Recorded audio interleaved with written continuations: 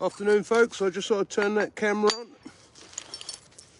I felt like making an axe, so figured it might be interesting to watch.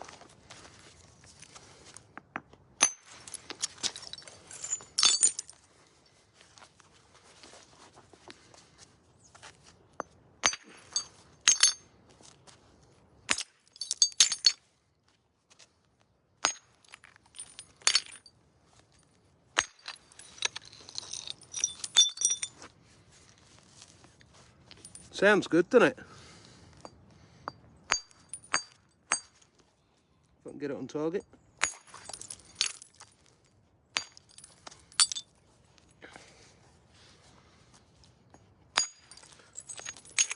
I'm just trying to get control of this bit of flint.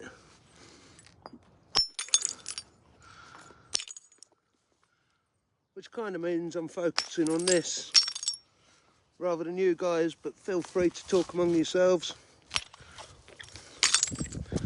Throw abuse, spend stars, generally enjoy the next half an hour of your life.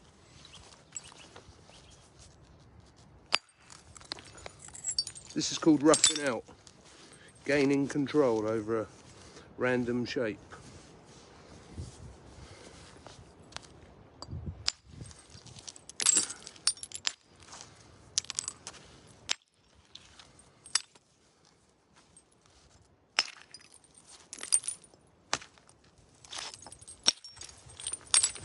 I thought I'd dress up for the occasion too.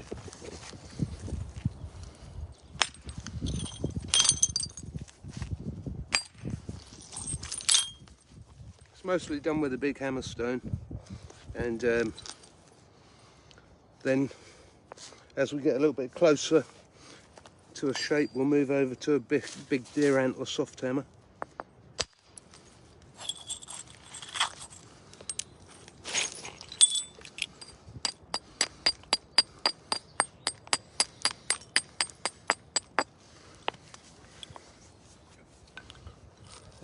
I promise I'll read back through the messages, but for now I'm going to focus on this bit of flint, because otherwise things will go drastically wrong.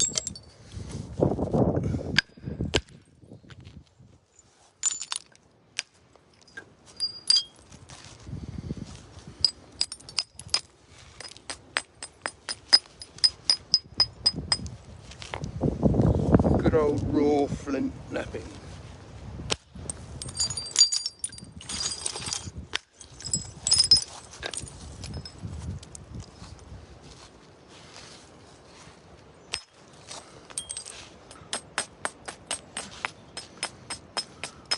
Well, we've had snow today, we've had sun today, we've had 70-mile-an-hour winds today, a little bit of rain, but currently some nice sunshine.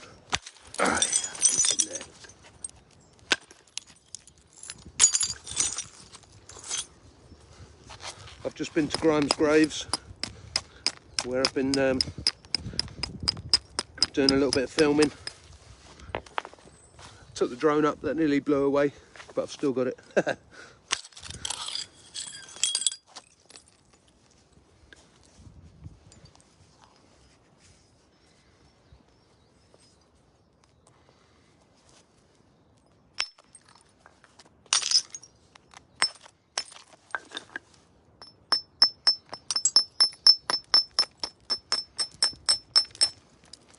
I'm down in my pit down at Barnum.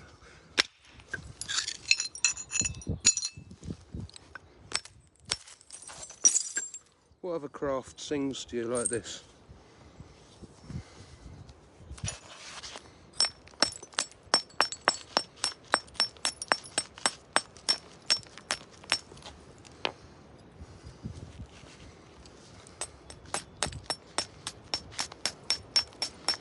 It's somewhat warmer than yesterday though. I was in Wales at a place called Mitchell's Fold, which is a stone circle, on my way back from a taxidermy course with Maud. That was freezing up there. Whew. I need to get through here.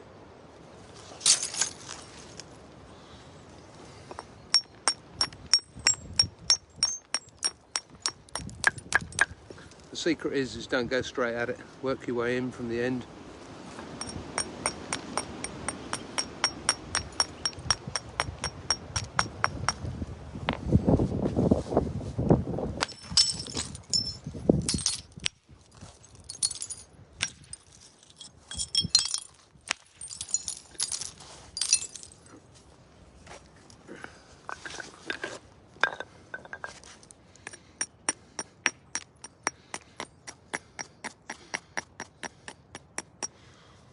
If you're at work, you're probably 1 o'clock, lunch hour.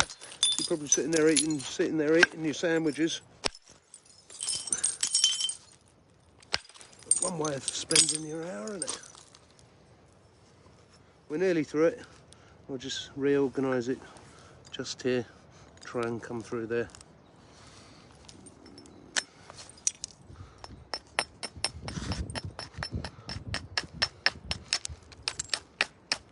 It's all about getting the shape right.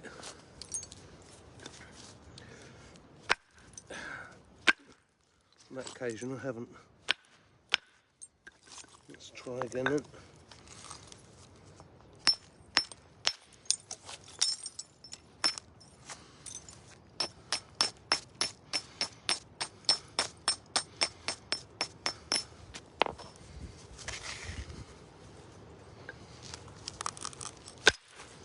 That looks better.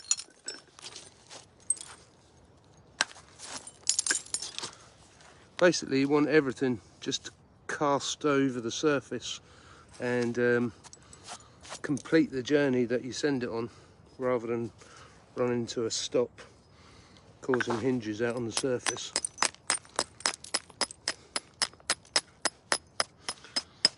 Thanks for dropping in, guys. Hope you're finding this enjoyable. So there's time for delicacy when you're flint knapping, and there's times when you don't want to be delicate.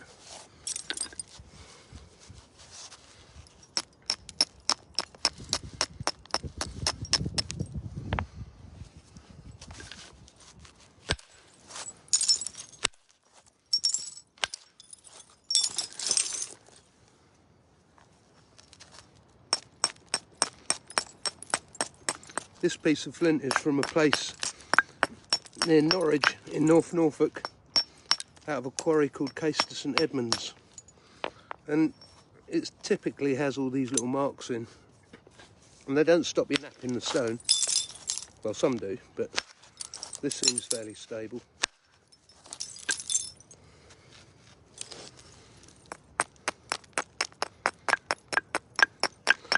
Oh, it's turning out a nice day.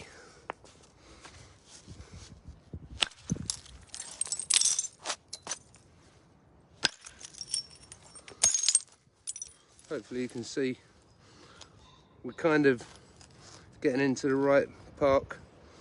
There's lots of little refinements to balance it.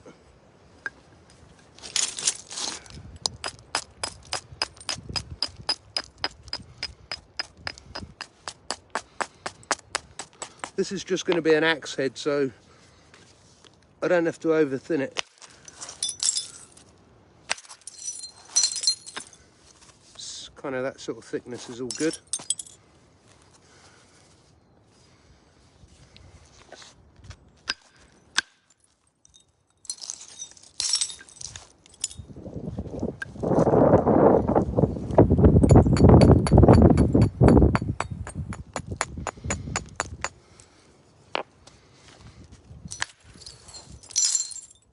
I can tell you one thing, it's enjoyable to do when it goes right.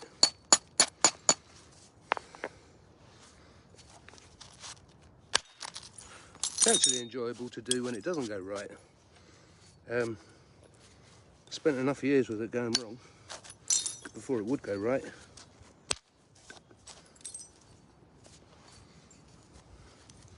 I was stuck at it.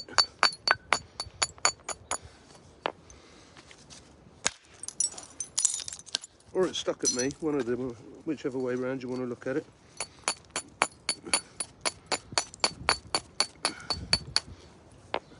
But it's a craft you never get bored of. See, See, what we're doing is keeping things nice and refined, getting straight lines. Up the back here, I've got that's out of play, and I've got that's out of play. So I've got to sort. Up the front it's all good, but it's just sorting that a little bit out. They're not going to be the easiest in the world, but I reckon we'll do it.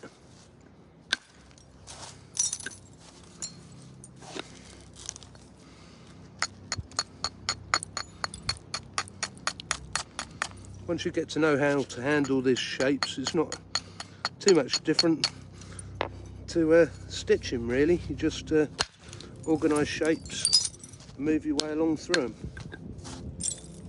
On the odd occasion though, you'll slip a stitch and things will go wrong, and that may or may not be recoverable.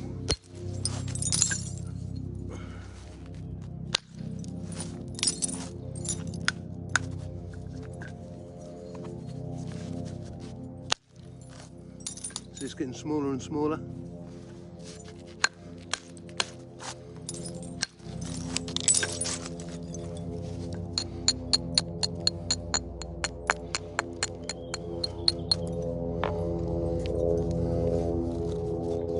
It's always so much more pleasant to do when it's not raining.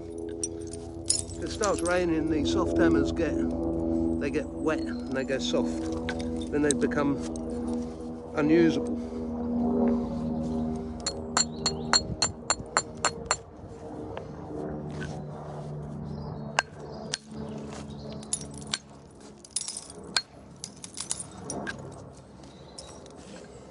So we got through that.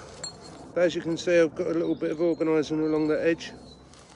Now that one is the last bit to get control over. We don't need completely all that length.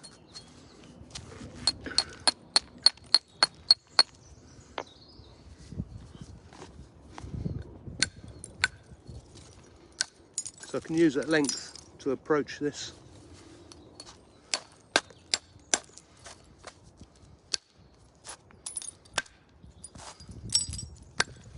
You have to watch out when you're going up near the ends though, because you can cause shock waves that do naughty things, like split the whole thing in half. That's why they call it end shock.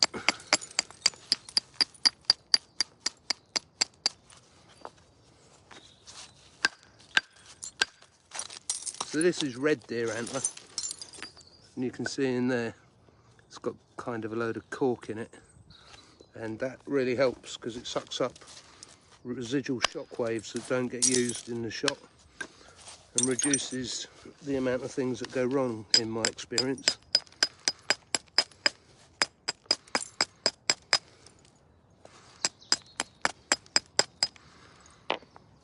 So the little end is the bit that goes in the handle, and the broad end is the bit that sticks out of the handle.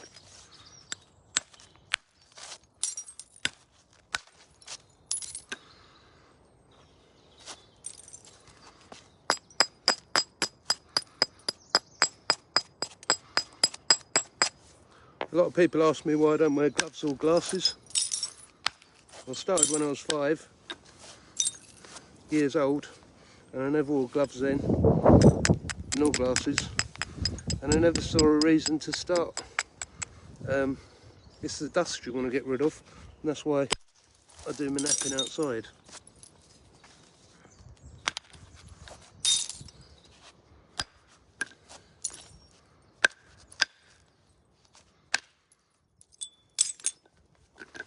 We're slowly cutting through that.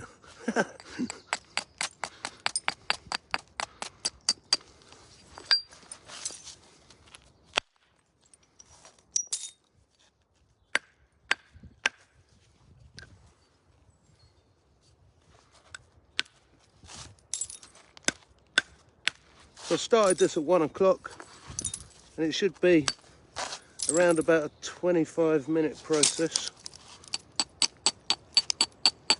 If everything goes well, you'll end up with an axe head, but that'll be called a rough out, because then it needs to be ground and polished to make it a proper Neolithic axe head. Something that they were using 4,000 years ago for tree felling.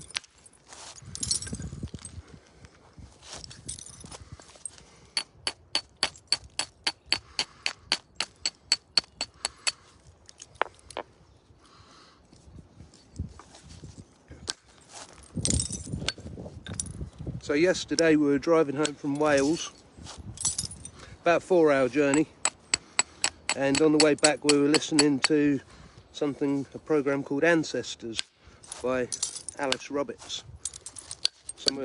Many of you might know her. She's I think she's a professor in archaeology, beyond a doctor of archaeology, and she was talking about different sites, and she'd been to one called Paviland Cave in Wales. I tried to get there once, but the tide was wrong, so I couldn't get to the beach to get up to it. So it's something I want to do yet. But it was really interesting because they were looking at everything about the skeleton and the tools and the ivory that had come out of that cave. So the skeleton was called the Paviland Red Lady, that ended up becoming a man. But it was really well explained, and they really tightened down onto what period that happened. And it was something that was discovered back in the 1800s, and one of the way antiquarians were trying to present it alongside things like the Bible and religion. They're both conflicting, because the fella who was the antiquarian, I can't remember his name off the top of my head,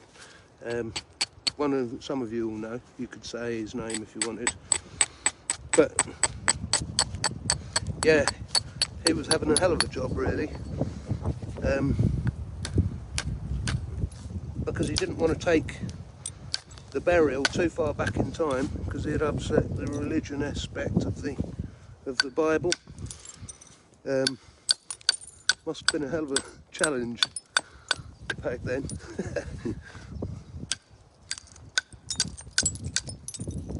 But the reason I'm running on about that is because it was interesting, and if you like this subject, Ancestors by Alice Roberts, she introduces throughout the whole book, I think there's 9 British burials which are really worth getting to know. So the prehistoric adventures I've got coming up, what I'm going to do is I'm actually going to explore her book and take us on them adventures. Hopefully do a couple of them this year. Get across there.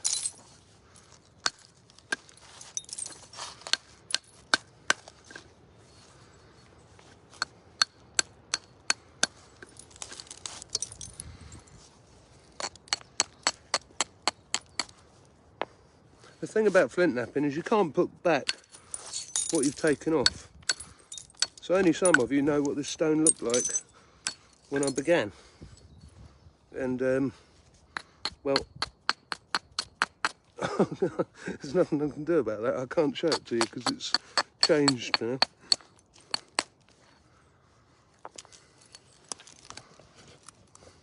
But there we have it. There's a Neolithic axe head. So hope you enjoyed that, guys. Just a short little moment to come in and show you how one of them was produced. I don't know how long we've been on, but I think that took about 25 minutes to produce. And we need somebody to grind it now, really, make that smooth. Anyway, there you go. Thanks to the stars, and hope you're all doing well and enjoying your day. All the best.